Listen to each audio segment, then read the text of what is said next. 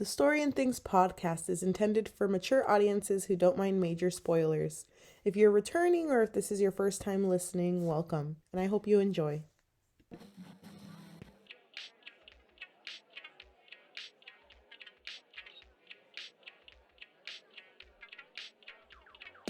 Hi, welcome to the Story and Things podcast. We are a podcast that reviews stories and we talk about other things. I am your host, Yajaira. I'm your host, Cheli. And today we are going to be discussing the infamous The Hating Game by Sally Thorne. Yes. Had you already heard about this story? No. What? I thought, because I forgot her name, that this book was written by Bella Thorne. I was pleasantly surprised. Pleasantly, but also unpleasantly, because I really wanted her to write a book. Yeah. When it was not Bella Thorne. It's not Bella Thorne, it's Sally Thorne. So then I was just like, okay, not written by Bella Thorne, so I'll just imagine the main character as Bella Thorne. So Wait! what I did. Did you watch the movie? No! Okay, but we gotta talk about that, because there's a reason I didn't watch the movie. No. Wait, No. Are we saving that for later? Yeah. Okay, let's save it for later. So, welcome to this new episode of Season 2. Season 2. I mean, it's already been a minute. It's been a minute, but it feels so new. Do you feel this? Wait. New terrain. Beautiful. It's because we got new mics, that's why. We hope that you can tell the difference because We can tell the difference. for the price, if you can't tell the difference, I'd be mad. I'd be But also, heartbroken. we've been trying a lot harder to expose ourselves to media because both of us are not like that at all. We're not really social media kind of girls. Yeah, we're just girls who like to vibe. Vibe with their besties. And vibe and read. Love Yeah, that. that's it. Wait, okay, we gotta discuss about changing the podcast name because that's a very good one. Vibe and read. TM. We are going to be talking about The Hating Game by Sally Thorne, and I wanted to give a quick summary. I'm not really going to go into specifics because I think it would be really good if you listen to this episode after you've read it. So if you want to go read The Hating Game, go read it now. And go. Don't stop. Okay, he's done. But we're going to start off by giving a summary that isn't going to give out too much spoilers. No. But when we discuss it, we will give out more spoilers. So, warning, spoilers ahead. And also warning, I just want to tell you that I think I'm drunk. I think that one hit. Oh, damn. Okay, anyway. I think that's still good. But it might hit in a minute. It might hit in a minute. I can't see straight, but I can see you. But anyway, let's go ahead and start with our summary. So this is a typical enemies to lovers book that is taking place in an office. It's a publication office, and our main characters, Lucy and Josh, they sit across from one another. and they fucking hate each other. Lucy has this whole thing in her mind, and Josh does too, that they play a little game with each other, and it's several games. It could be the staring game where they look at each other through their reflective mirror-ass desks, and they just look at each other until the first person breaks. Could we do it? No, I can't. And then they'll also play I don't. There's so many games, but it's just games to annoy the fuck out of each other because they fucking hate each other. And even Josh will wear the same shirt according to the day just to annoy the shit out of her. It's so funny. But anyway, this story centers around the fact that there's going to be a new position at their job opening up, which is a higher position than both of them. They work under the two CEOs that own this company, but there's going to be a position higher than that, which would make either Josh or Lucy the boss of each other. So, of course, Lucy's like, fuck that bitch, Josh. I'm going to be fucking getting this position. You're going to be licking my fucking shoes, bitch, because you are not going to get this position. She says, if he gets the position, I quit. I fucking quit. I'm out of here. I would never work under him. But if I get the position, fuck him. I'm going to make him fucking smile at me because, by the way, she's never seen him smile. She smiled in front of him once and she was like, fatal mistake. Never Why did again. I fucking do that. My one weakness.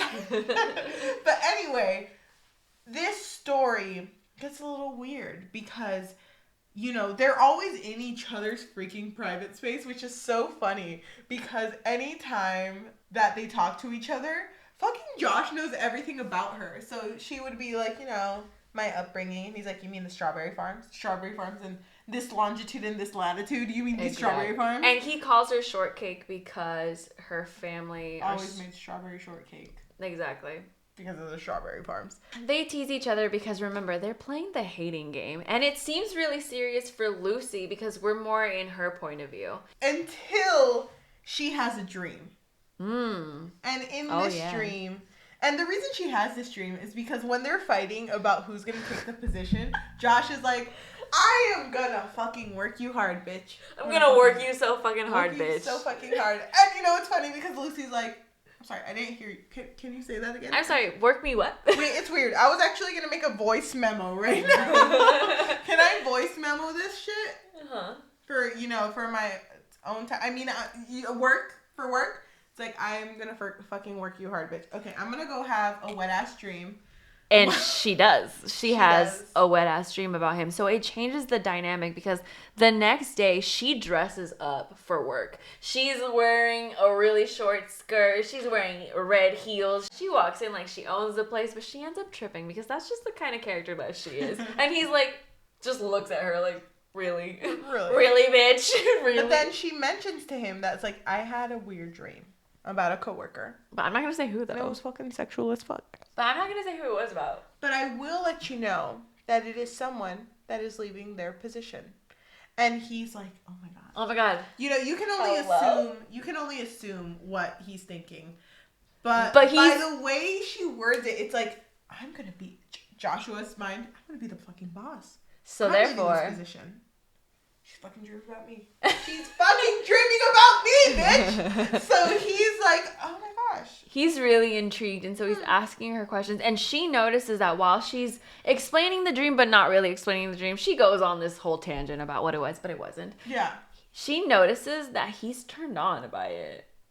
Yeah. He's like, oh, tell me about this dream, girl. Tell me about this dream.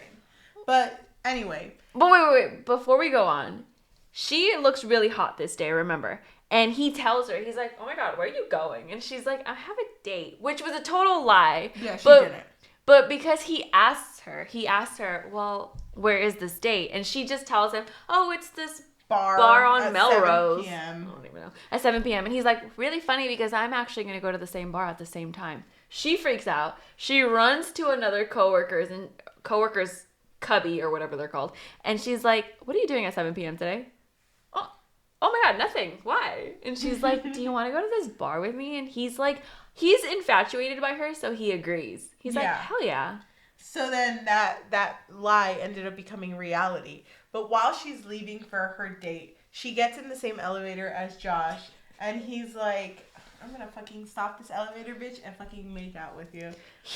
Okay. Something we didn't mention, she's a 5-foot queen, and he's like 6'4". So he stops the elevator, and they're arguing like they normally do. And he literally picks her up like a little Polly Pocket. And she's just looking at him like, what the fuck? What am I doing up here? And is this how it looks? He literally tells her, visit me up here. I can't with him. And so the tension has always been there between them, but it like explodes and they start kissing. But at first she's like, what the fuck? What the fuck? I thought we hated each other. I thought we were playing the hating game, not the kissing game. And so they end up making out and they leave the elevator, whatever. He ends up giving her a ride to her date because she doesn't drive, I guess. I don't know. And he didn't believe her that she had a date. Exactly. But when they arrive, she's like, yeah, I'm going to be having a date with Danny. I don't remember his name, to be honest. But then he's like... Wait, Danny from Design? From Design? The one that's leaving? She's like, yeah, he's leaving, so it's all right. And he's like, oh my god, this is awkward.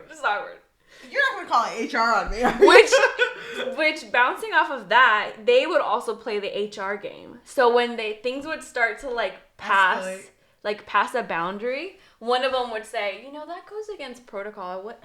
Wonder what Jimmy from HR would say if they heard about your... Jeanette. Is Whatever. that her name? I don't even know. It was funny because Jeanette fucking working hard, bitch. Because she's over there. They're in the same freaking break room. Everyone get out of the fucking way. Shit's about to go down. Them in the same room? Hell no. But they never really actually told HR on each other. It was more so just a game. No, they did. Remember, they all had like 4 or 5 complaints on HR? Yeah, but it wasn't like every time. No, it wasn't. It was just a game that they made afterwards. But they would like sometimes. But anyway, just to summarize this quick, this story revolves 2 characters that started hating each other, but through this story and through that misunderstanding, realized that, hey, you know what? This is just a game. I don't know if this is gonna be a thing, but we should just like, I don't know, like kind of fuck each other. Well, but not really, because he doesn't want to have sex with her. No, he doesn't, because in his mind, this is deeper. Mm-hmm. And so the story follows Josh trying to get her to fall in love with him, mm-hmm. and Lucy trying to understand her feelings. So, that is the spoiler-ish, free-ish version of this summary. I think that if you're interested in an office romance, go ahead and read it. Yes. But we are going to continue, and we're going to add way more spoilers, because I really want to know what you think about certain scenes in this book. By the way, Yajaira and I don't know what we think about. Yeah, so we decided to change things up. If you've listened to us before, we usually start off by saying, like, what were our impressions initially when we finished the book. But we've decided to hold off. Let's keep the suspense going. Wait, can we do something a little different? What? Can you tell me what you think I feel about it? And I won't make a face. Yes, you will, bitch. You're drunk. No, I won't. No, I won't. Go. So, there are certain things in this book that I don't think you'll like. You know what's funny? You're interesting, because sometimes you're interesting. Oh my god! Wait, hold on. I think that sometimes you don't put your feminism aside when you're reading, but sometimes you do. But it's like a sprinkle. I don't think you liked this book. Okay. What do you think about me? I think you are in love with this book. I think that you actually really like this book only because it is a good, like, I do not want to call it a trash book. But, you know, it's one of those books that, like, okay, I can read this and fucking love it. You know, just like a passing time type of thing. To pass the time, you know? Yes. Interesting. Okay, so let's go ahead. We don't know. We're not going to tell each other. No, we're both too drunk. Can you imagine? Do you feel it now? A little bit. I feel like I'm feeling that shot now. Another shot. Afterwards. So, let's talk about the tropes. What tropes were in this book? Office romance, obviously. Office romance and enemies to lovers. Enemies to lovers, but I will say that out of not all of the enemies to lovers that we've read, but quite a few, I think this one had more depth to it. Yes. Because they actually had things that they would do to each other that would actually annoy the shit out of each other. There was even a point where Josh did something to her that made her cry, because he was pulling up a picture of her. Mm-hmm. That was like a way long ago. That was really sad. Yeah, because he found a picture of her with her family, and he was like, "Who's this girl?" And she did not like that picture of herself at all. Yeah, but he would do that a couple of times. Remember that time when she went out with Danny? I don't even know if that's his name. With that guy from Design, whatever his name. Derek. No, I think it is Danny. When she went out with Danny, after that kiss that she had with Josh. Thank you.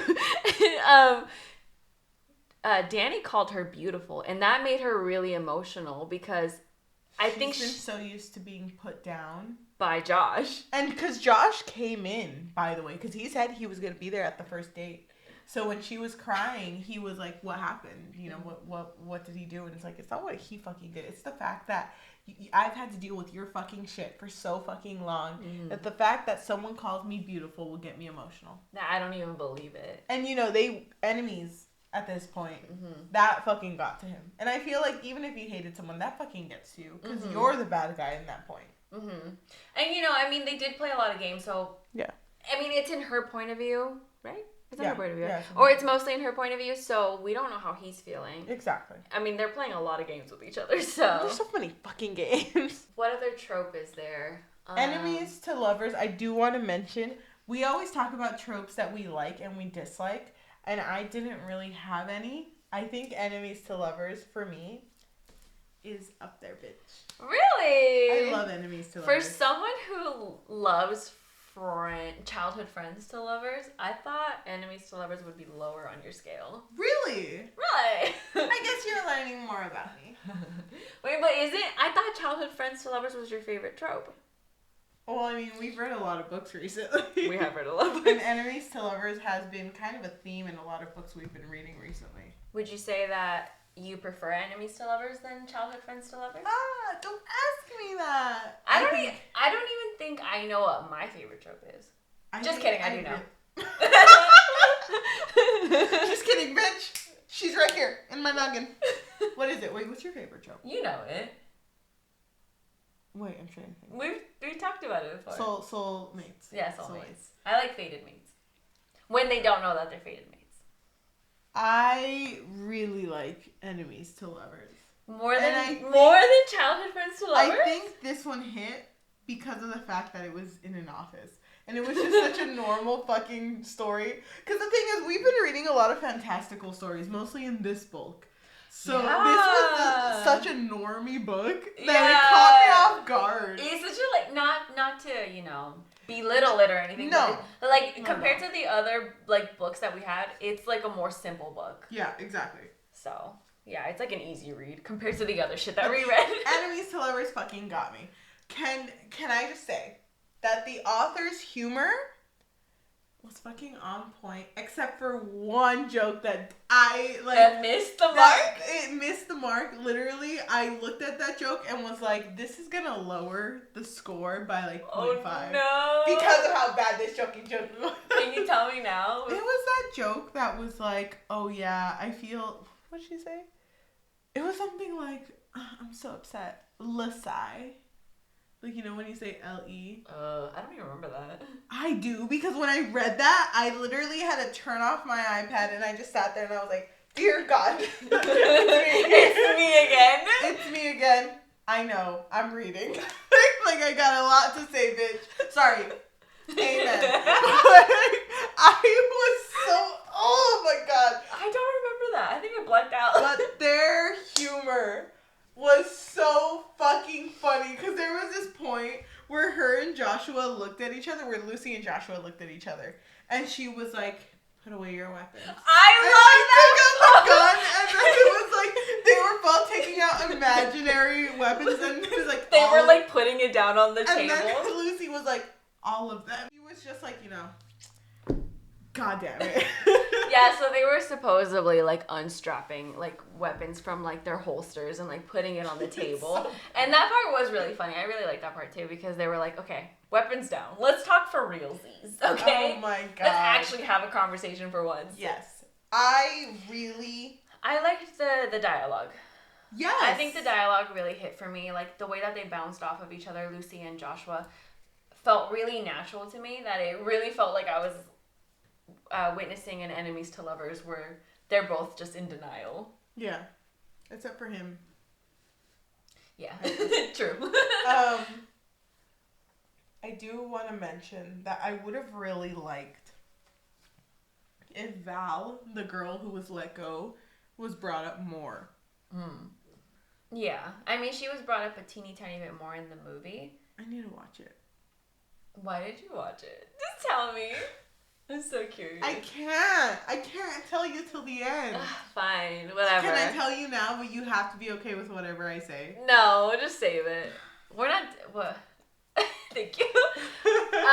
Okay, so what did you think about the character development? I really... Wait, hold on. If you're listening to audio, I'm winding her up. Really love Joshua and Lucy. A lot. Joshua and Lucy? Both of them. Okay. Their dynamics, the way they talk to each other, their humor. But I love their dynamic, and I love, you know me. I do know you. You know that I love jealousy in books. I fucking I love do it. know. Yeah, she love literally brings it up all the time. I love it, but I love the fact when they were at paintball and literally every part of the business, like all the people were having their own individual paintball games, and the girl, or Danny, the person who Lucy had went out with, was at another paintball game, and you just see fucking Joshua shoot him, and it's like, Danny's like, what the fuck, man? I'm not even in the fucking game. And he's like, sorry, bitch. Sorry. That's what you get for talking to Lucy, bitch. He's like, my hand slipped. Sorry. Swear to God. Sorry, I fell and got into aiming position and just... I'm just such a good shooter that I just Sorry. I mean, headshot. Imagine it was a headshot. I think he shot his ass, wasn't it? Yeah, or the back of his leg. Yeah, it was. But their dynamic, I thought, was really, really cute. I just love the fucking writing in this book. Except for the little cringe part. I don't remember that part. You know the part that I liked was when in the beginning when she talks about her password, it's I hate Joshua forever. And she thought because they had this hating game between them that his password would reflect hers. So it would be I hate Lucy forever. But it wasn't because she tried to sneak in. And it was well, damn, it's not his password. I guess he doesn't hate me forever. That part was so really funny. She's so fucking funny. By the way, her fucking obsession with Smurfs. She has this obsession with the fucking blue ass Smurfs. And, they always try to catch each other. They always know each other with what they do. And so the male guy comes in and is like, here's your Smurf. And Josh is like, what the fuck are you doing ordering Smurfs to come to our business? And it's like, don't you know, Lucy auctions, joins the auctions for rare Smurfs. She loves Smurfs. Use the blue things? The little blue people? Hello? You know what? He is so funny because he was like, I thought you were just buying clothes for yourself because they came in little boxes. So he's like, she's so tiny that her clothes fit in that little box. Oh my God. So funny. So I do want to talk about the character development and when she actually starts developing feelings for him. So after their kiss, she can't really stop thinking about it, but she's like, we're going to make a game where we never fucking talk about it. Because she doesn't want to talk about it anymore because she doesn't want to accept that she may have feelings for him. Because remember, she wants to be his boss. So she's like, gotta get my head in the game. Just like Zac Efron. Thank you. Yeah. I knew you'd get me. But I love the fact that when she's trying to be like, okay, I want to understand what's going on. She's always fucking around him and is so oblivious to the fact that she likes him. But the thing is, I don't really like the oblivious trope, but I feel like it was written very well here because she honestly didn't fucking know. Yeah, she had no idea that she felt a certain way for him. Because even when they kissed, she was completely like, what the fuck is happening? Why the fuck am I feeling like that? Why are we kissing right now? I know, but I also hate each other. I like the fact that there was one day where because he was like, you know what? I'm not going to fucking kiss you again until you go up to that Danny bitch in design. You go up to him and kiss him, and you tell me if that kiss is better than mine. And if it's not, you have to tell me. And if it is, okay. That's fine. We can continue. Yes.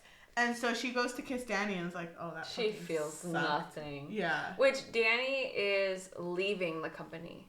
He's gonna work for another company. Whatever, doesn't matter. Yeah, but I like the fact that she goes over to his house to fucking tell him. Yeah, after the date with Danny, she's like, well, damn, now I gotta go tell him that I felt nothing. And it's funny because she gets to his house and she's like, okay, I'm here. Gonna take a fucking walk around the block. Look in the trash. No, he comes up to her and he's like, what are you doing here? She's like, I was just looking through the trash into your trash. And he's like, oh, you find anything interesting? Just adult diaper. I know. I was like, damn. She's so quick-witted. But I like the fact that, when they are together in his apartment, she just stares at him. Yeah. And she's so fucking weird about it because he's literally watching a medical show, and she's just looking at him for hours. And I think she's waiting for him to do something. Yeah. Are we gonna make out or what? What are we gonna do? But they do have this weird relationship going on, which I very fucking much appreciate, which is just them trying to figure out what they are. And she was like, we should do a game, a new game. It is called the Or Something game. And... my favorite game. That happened before. That happened before they even kissed. No, remember they would be in the office and she would be like, you're so... and he would be like, amazing, wonderful, handsome. And she's like, predictable. I freaking loved that game. That was funny. But I like the fact that she was like, we're only going to have sex once. Because whatever we have between each other, this tension, she's trying to get it out of her system. Yeah, she was like, this thing that you're creating, you, just specifically you, not me, that you're creating, like, we just got to get it out of our system once. And then we're done. But he doesn't want to have sex with her at this moment in time. Like, when she's, there, looking at all his stuff, staring at him. The thing is, he does say he wants to, but not at that moment. He's like, not right now. No. It's got to be the perfect moment. She's like, perfect moment now, bitch. I'm here, aren't I? She's like, I shaved, I exfoliated, I'm ready, bitch. I'm ready, bitch. So, it's just like a fucking constant battle between both of them. But, so after the paintball game, yeah.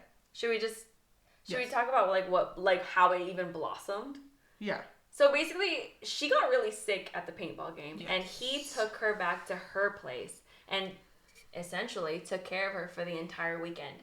And during that weekend when he was taking care of her, he invited his own brother, who is a doctor, over to make sure that she was okay. Yeah. And she's like in a hazy state, but she sees that there's a doctor in the building. And she overhears like, oh my God, bro, aren't you going to come to my wedding? And Josh is like, I'm busy that day.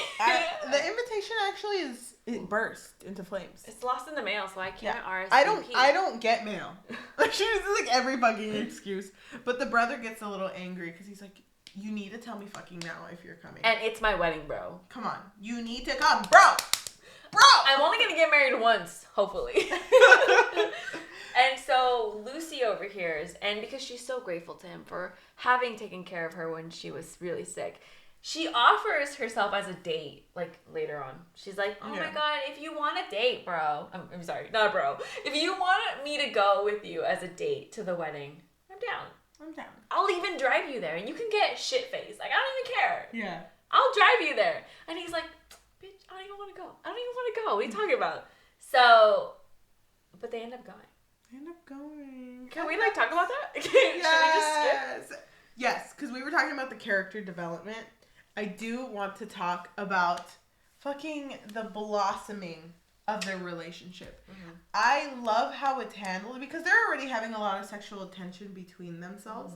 And it's funny because she's like, we're going to this wedding? Where are we staying? And he's like, I don't know, like a fucking crappy motel. And she's like, am I gonna have to fuck you in a crappy motel? You know what's gonna happen. I'm already fucking pants half down.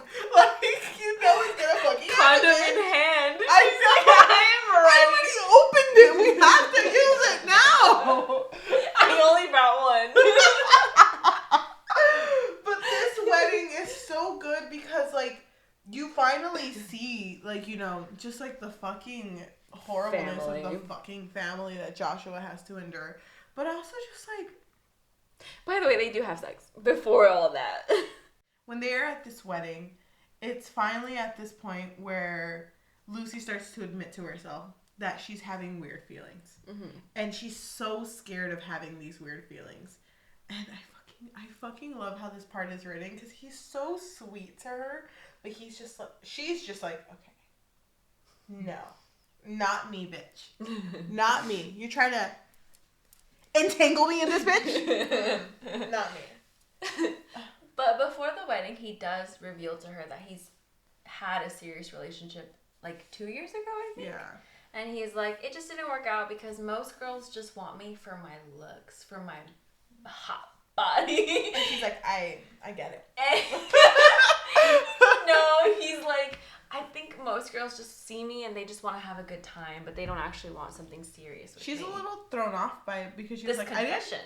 She's like, I didn't think he would be that offended by that. Because she did make remarks like, yeah, I'm just here for your body. But it was a joke. And he would be like, oh, okay. Yeah. So then after they have sex once, she's just kind of like, okay, I said once. I will admit it.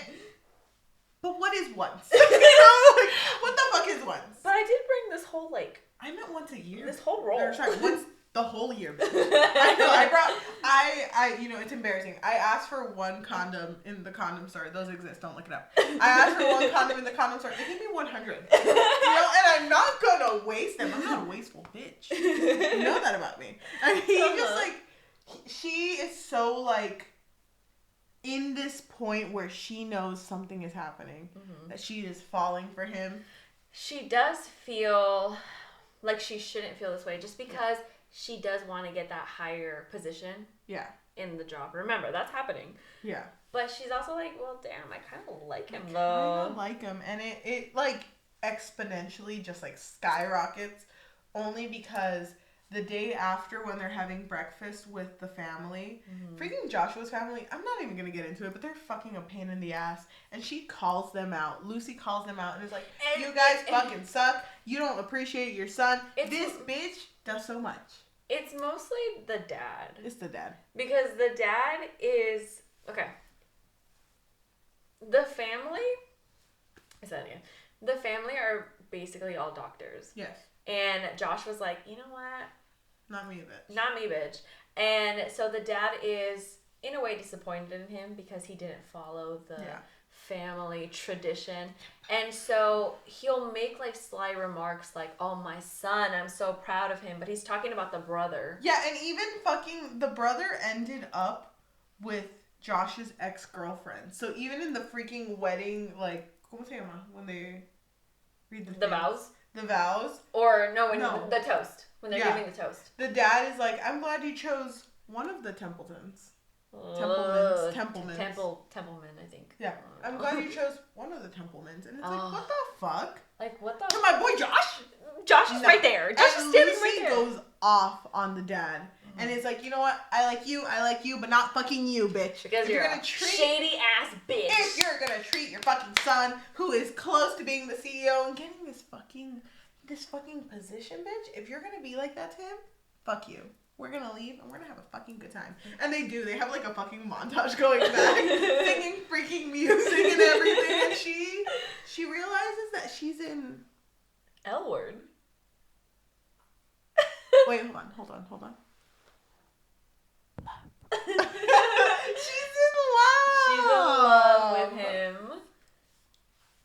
Wait, we totally glossed over the fact that when she realized that the wedding was, that the girl was Josh's ex, she was like, what the fuck? Is that why you invited me here? Because you wanted her to feel a little jealous? It's like, no, bitch, it's because I fucking love you. But he was just more so the fact, like, I want to be around you. You make these things more bearable. Like, I want you to be here. Yeah, I don't even like her like that. Yeah. Don't make it fucking weird, Lucy.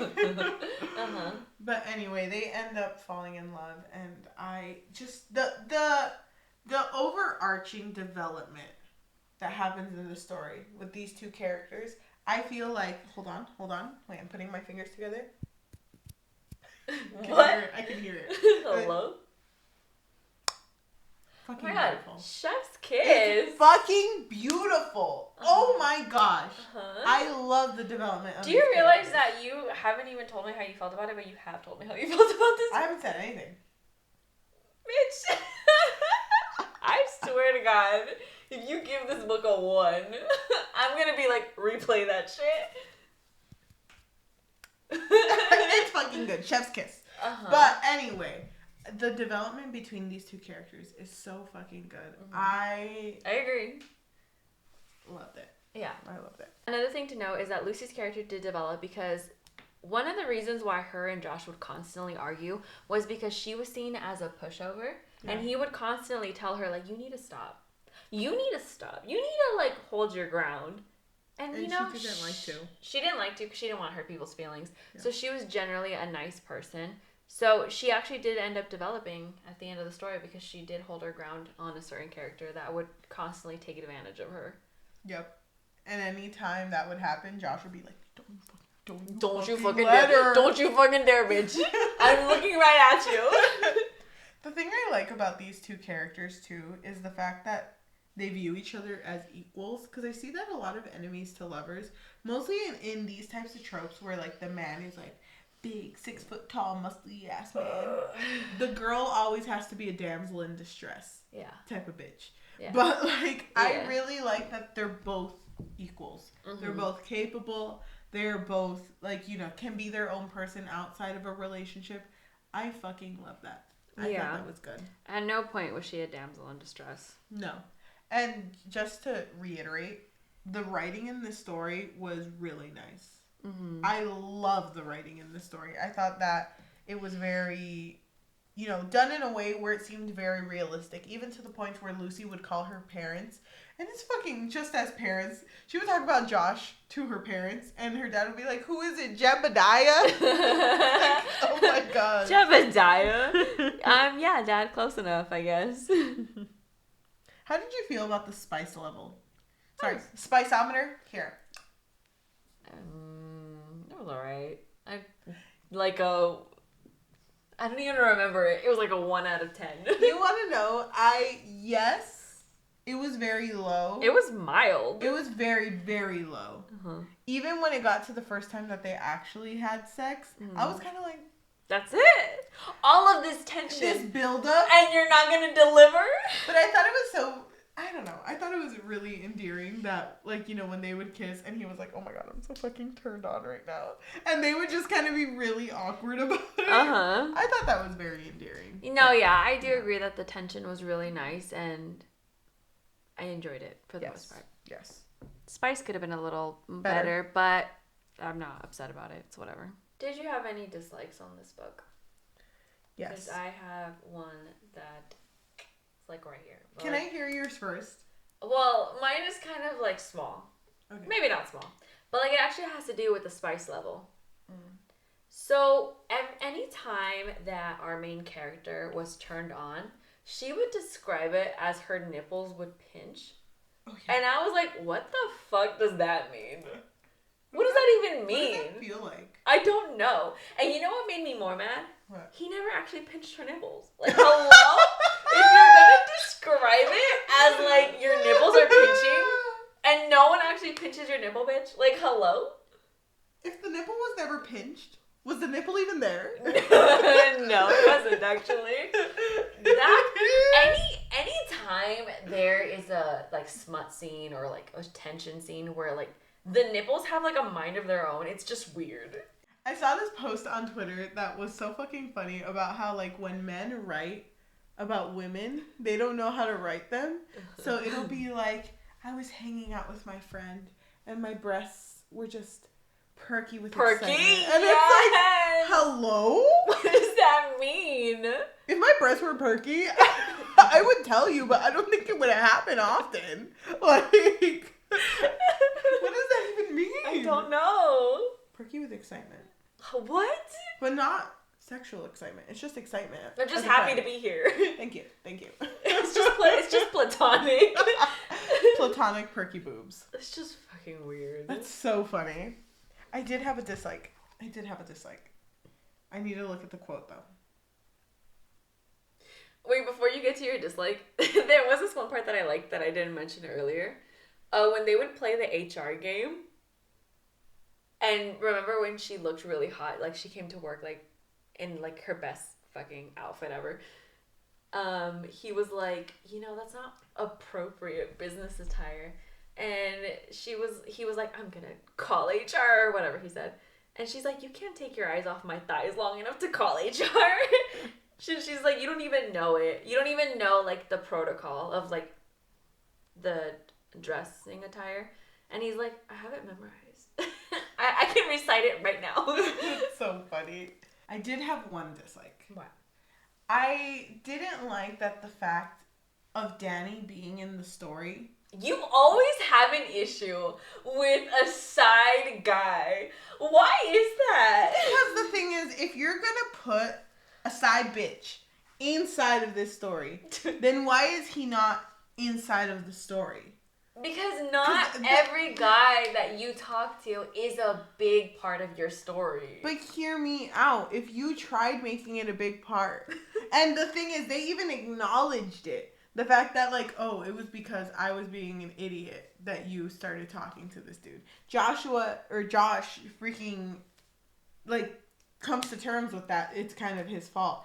I wish he would have been a bigger thing because I love the fucking jealous trope. Hold on. I just want to see him be jealous. No. Lucy was the one that came to terms with it because she lied about it. No, she did lie about it, but then when she brought it up to Josh was like, oh, so it's my fault that this happened.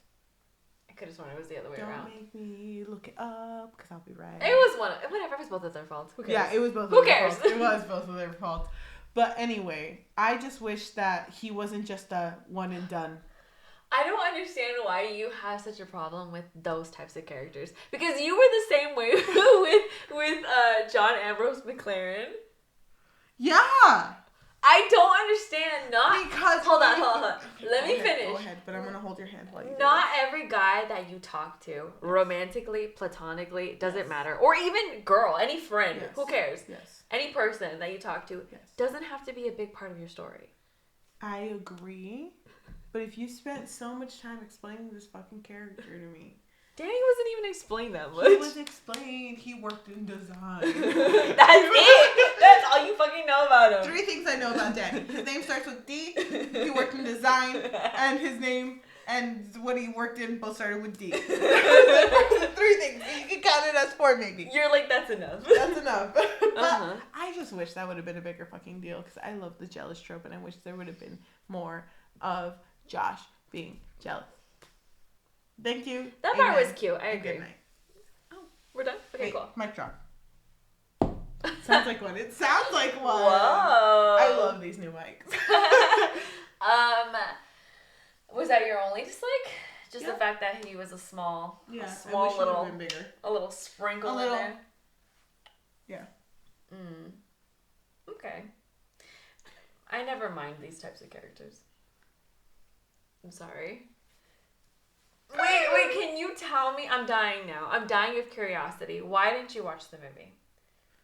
Before you actually say me, before you actually tell me, can I just let the world know? I watched the movie with my mom after I finished reading the book. What an interesting movie to watch with a mother, let me just tell you. Mostly with your mom. But it's funny because my mom did enjoy it overall. Because, I mean, it's enemies to lovers, office, romance kind of thing.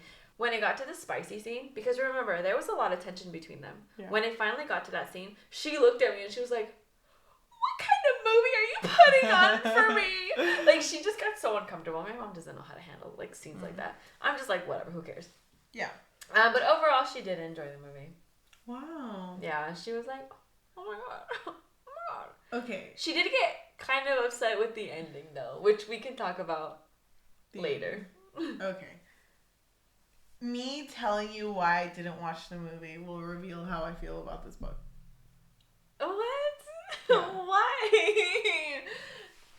Okay, so should we talk about how we feel about this book? Can you go first? Yeah, I'll go first.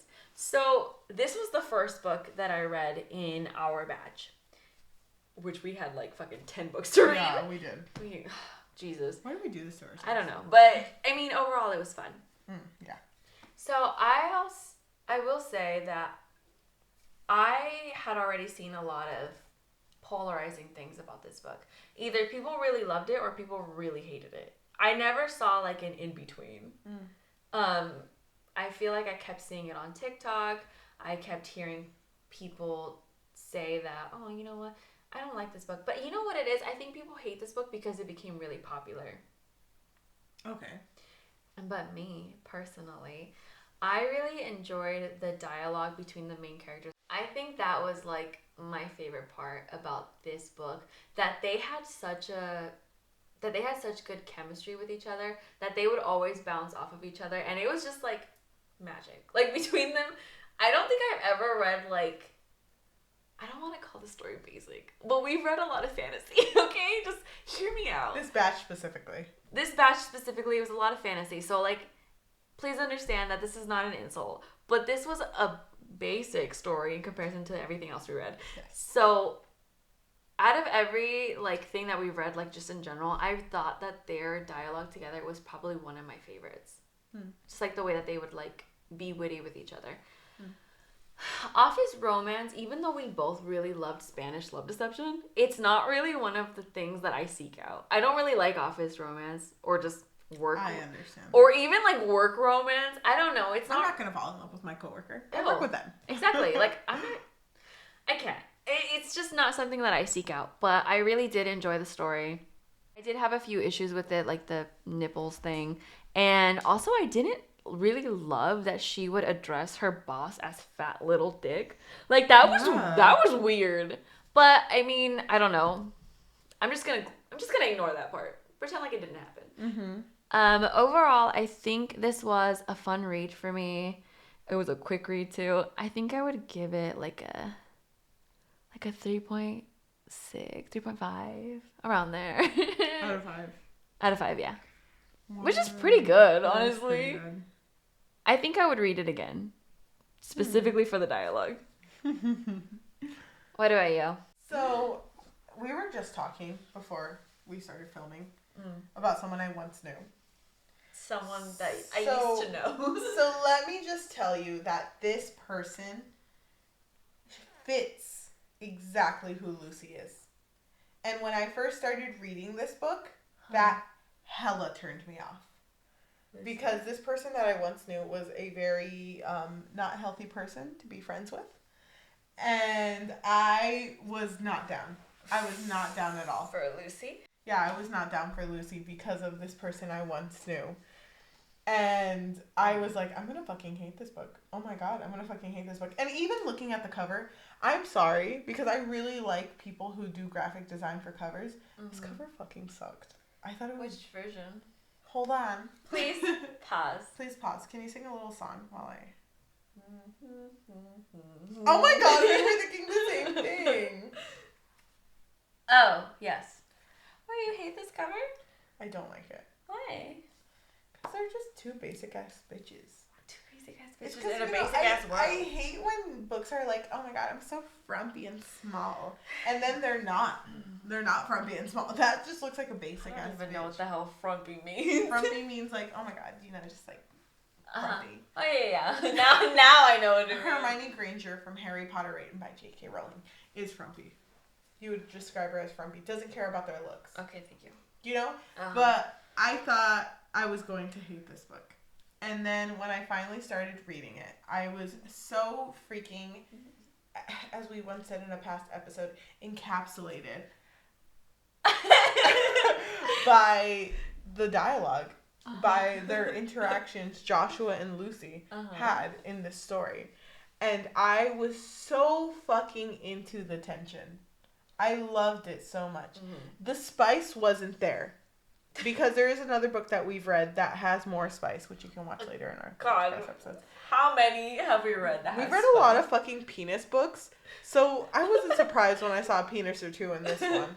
We didn't even... You saw one. You saw one. And it was like a shy one. But anyway, I was not a fan of the spice, but I was a fan of the tension. And I was a fan of just like the freaking wholesome love that he had for Lucy. The fact that he would send... Remember when he sent her flowers and that said, "You're always beautiful"? Yeah, because she was insecure. And just... he loved her so much. I literally didn't even talk about the fact that he loved the color of her eyes so much that he painted it into his room. And once she had thrown a little paper, like origami at him at a meeting, and he kept it and put it in his house. I forgot about that. He loved her so fucking much.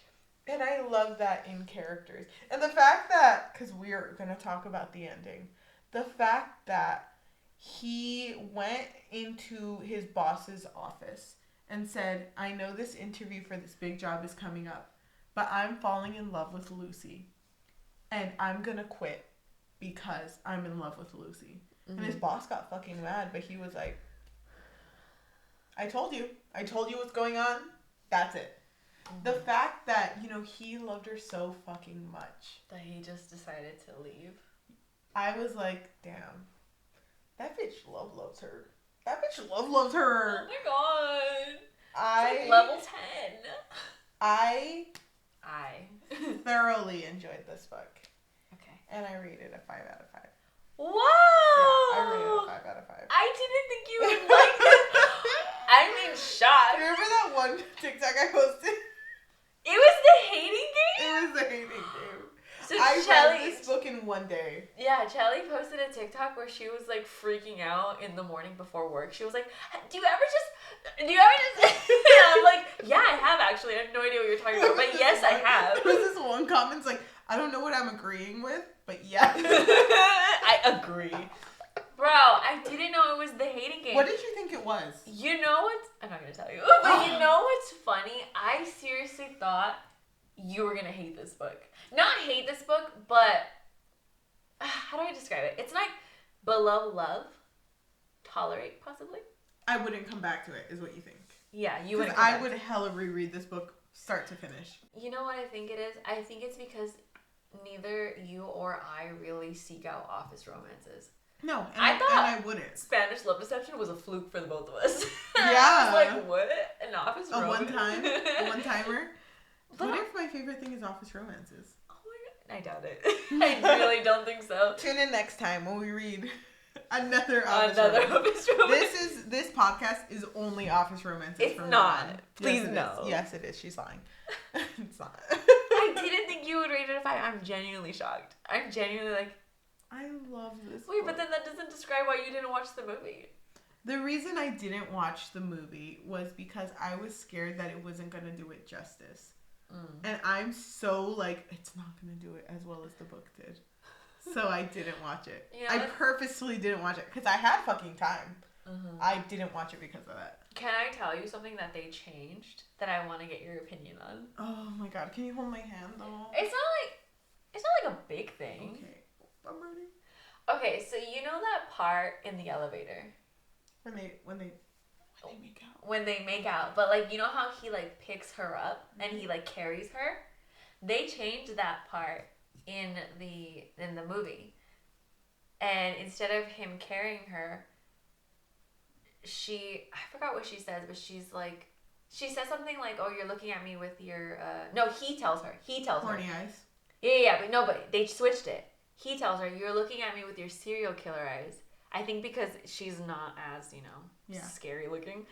And so she's just like, whatever. And so he stops the elevator and he's like, "Are we seriously going to keep playing this game?" And she's like, "What? What are you talking about?" And he's like, "You know what I'm talking about." And he like, she kisses him. Like, he doesn't even pick her up or anything. Like, at that point. Hold on. At that point, he doesn't pick her up. Okay.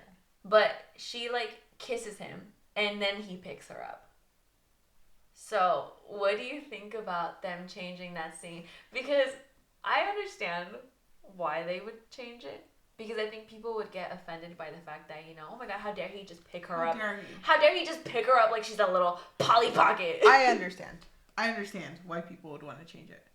I don't like that you changed it. Me neither. I was like, hello? I like the fact that he thought it was him. Huh? I love the fact that he thought he was the one going on the date. Oh, yeah. I feel so bad for him. But that's the reason the elevator scene happened.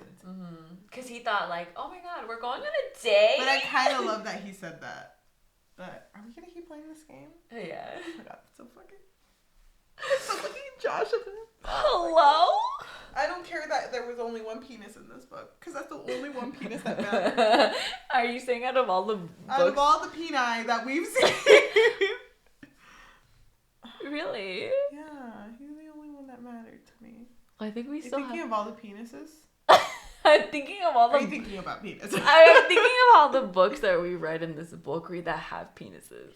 You mean all of them? No, but I mean like an explicit like scene. All of them. There's so much dick in what we've been reading. I'm like not like you know me. Do you remember? Oh my god, this is gonna be a tangent. Do you remember? I don't remember what episode it was, but we talked about the types of fanfics we read, and I was like, "Oh, you don't want to know the types of fanfics I read because they're explicit," and you were like, "I'm over here reading found family. I'm over here reading fluff pieces." Do you remember that? When I was reading these books, I was like, "Oh my god, Cheli, is gonna die. Poor Cheli's gonna die. The thing is, though, how do I say this? When I was young, the wee age of 17, when I would read, like, sex in fan fiction, I was like, because I like the character so much and because I like the ship so much, I was like, oh, hell yeah, I'm fucking down for this. But I never read anything that was extreme. That was not me. So, getting into this podcast with you, we've seen the extreme. It has been quite the journey. I never thought that I would be here reading, a Julia Quinn book. I never thought that I never thought that me thinking we were going to read a book about snakes, which if you listen to our last episode, you'll understand that reference. It's Den of Vipers. I never knew that it was just going to be about penises. I never knew we were going to fall down this route. It's not that I hate it, because I don't, but I don't seek it out. Yeah. I'm more of like I want to read found family type shit. Because that's just me. I respect that. Thank you. That's very nice of you to say. Of course. No problem. I'm still shocked that you gave this such a high rating. I fucking love this book. I can excuse the lack of spice. Oh my god. I cannot excuse the pinched nipples. The pinched nipples, exactly. You know what's funny? Seeing as how this was the first book that I read in our book read, I think I actually gave it a higher rating when I rated it on Goodreads on my own personal account. Let me look at it. I think I gave it a lower rating. Oh no, just kidding. It was the same. I said it would have been higher had it not been for the weird description of her nipples being pinched when she was aroused. Love that for you. Damn, why are her nipples pinching? I should go in and give it a 5 out of 5, which I'm pretty sure I did. And I should just write 5 out of 5 only because her nipples were pinched. But not finally someone understands. But not literally. No, they were never pinched. Because who would let that happen? I mean, I don't know. The only one who can pinch my nipples is the big G and the S. The big guy in the sky. God. No. Amen. God, no. No, God, yes. Wait, I was going to ask you something. Hold on. Okay, I know that we've already passed, what we thought about it as a whole. But, what was your favorite game that they would play? The How Are You game. Why? Because I thought it was funny because the first time they played it, basically the How Are You game was they act very cordial with each other. So there was this one point where they were like, how are you? I'm good. How are you? And they were literally walking in tandem, freaking same steps to the coffee room. I was like, can I serve you some tea? I know how you like it with sugar. I know how you like it with sugar. Then freaking the HR lady came running. She's like, what the fuck is happening here? What the fuck is happening? I thought that was so fucking funny. That was funny. Yeah, I really liked it. I really liked the games that they would play. They were funny. It made it more interesting. Yeah. For enemies to lovers, Yeah. I think my favorite is the one that I already said. Was the, you're so, and he would be like, amazing? No. That's not where I was going with it. Can I just say, too, the fact that the staring game, she was like, oh, the point of the game is for me to make you laugh, or one of us to make each other laugh. And he was like, oh, I thought it was for us to fall in love with each other. Dude, I cannot even begin to tell you. I know, I'm gonna cry too. I really like them together. I can't even begin to tell you how much I love this book. I literally read it at night. I had to go to work at fucking 6:30 in the morning because I had a meeting in the morning. So I was like, it's okay. I'm going to fall asleep at 9 p.m. And I'm just going to read the first 20 pages of the Hating Game. I started reading it at 9 p.m. and didn't finish until 4 a.m. I stayed up reading that fucking book. And every time a scene like that would happen, I would close my iPad and scream to myself. I have voice memos of me. Just I can't fucking take this anymore. I was dying. I love this book so much. 5 out of 5. 5 out of fucking 5. I recommend it. If you don't like it, don't listen to our podcast. I'm just kidding. Please listen to our podcast. But Oh yeah, I really like it too though. It was really fun. It was a fun read. It really was. But do you agree that love and hate are like the same thing? Do you agree? That was like a big theme in the beginning of the story where she says love and hate are visceral. No. You don't agree? I don't agree. Do you? I kind of do. In what way? Because I feel like hate isn't the opposite of love. I feel like the opposite of love is indifference. And I feel like both love and hate are such like strong emotions that sometimes like you don't really know which one it is. Like, do I like love you maybe? But I mean it in the like I guess romantic sense. That's so funny. In the romantic sense, I don't mean it like in like everyday life. That's so funny because you literally just called me out for not putting aside my feminism for when we read books. I told you I put it aside. I can't do that. Hello? I can't do that all the time. What? Because we've been reading a lot of different types of books, but I don't know. For one of these, I hella had to put it aside. But anyway, I don't agree with that statement because, I don't know, love encapsulates all the positivity that you feel towards a person. Encapsulates is like your word of the day. Are you just drunk or is that like the word of the day? I actually paid $10 for that word, so I do have to use it. I think that love encapsulates all the positivity of the world. There's a lot of different types of love. That's what I genuinely believe. And I believe that there is hate in the world, which is the negativity in the world. But like I do not think that I think she means it in like not a literal sense. I know that, but that's circling back to the person I once knew in my old life. Oh. Do you get what I mean? She who will not be named.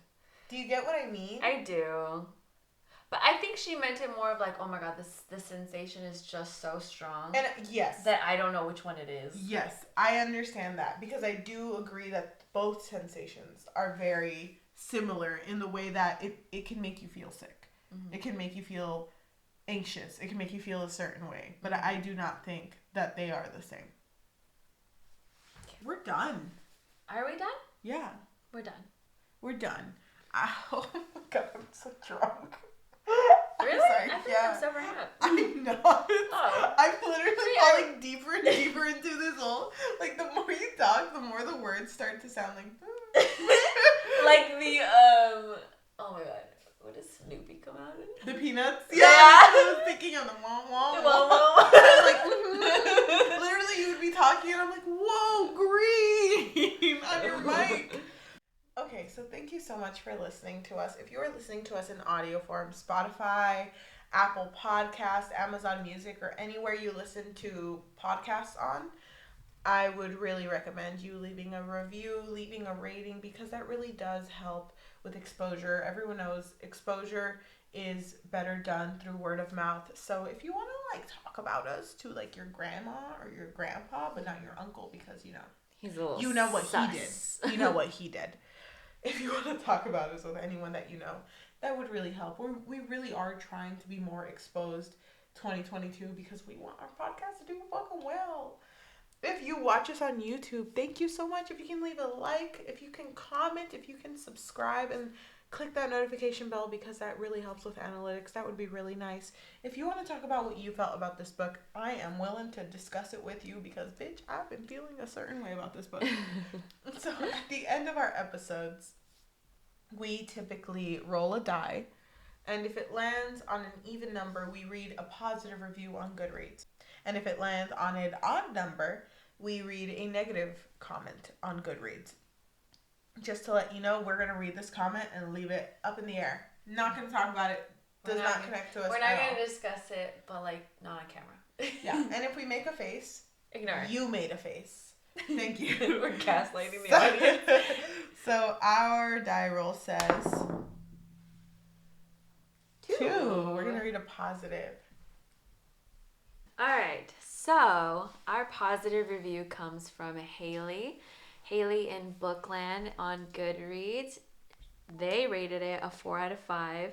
Well, she put 3.75. And they wrote, I really wasn't sure about this up until the end, but once I got there, I was squealing. That's it. The end. Thank you so much for listening, and we will talk to you next time. Bye. Bye.